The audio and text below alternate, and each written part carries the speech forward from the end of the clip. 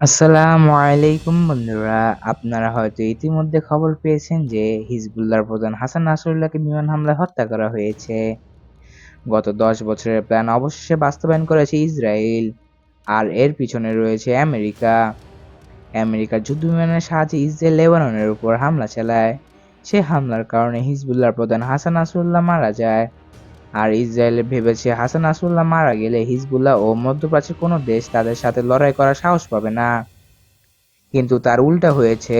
হাসান নাসরুল্লাহ মারা যাওয়াতে আরো বেশি শক্তিশালী অবস্থানে চলে গেছে হিজবুল্লাহ। হাসান নাসরুল্লাহকে হত্যার প্রতিবাদে প্রতিশোধ নিতে ইয়েমেনের হুথি যোদ্ধারা হাইপারসনিক মিসাইল দিয়ে ইসরায়েলের প্রধান নেতা ইয়ানহুকে হত্যা করতে চেয়েছিল, কিন্তু এবারের মতো প্রাণে বেঁচে গেল নেতানিয়াহু।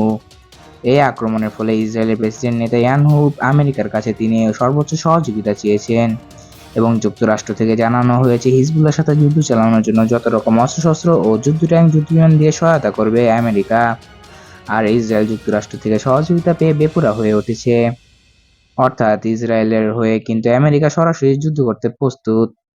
অপরদিকে ইরান, পাকিস্তান, ইরাক, তুরস্ক, মিশর ও রাশিয়া সহ মধ্যপ্রাচ্যের এই দেশগুলো ইসরায়েলের সাথে যুদ্ধ করার জন্য তাদের সামরিক শক্তি দিবে লেবাননকে।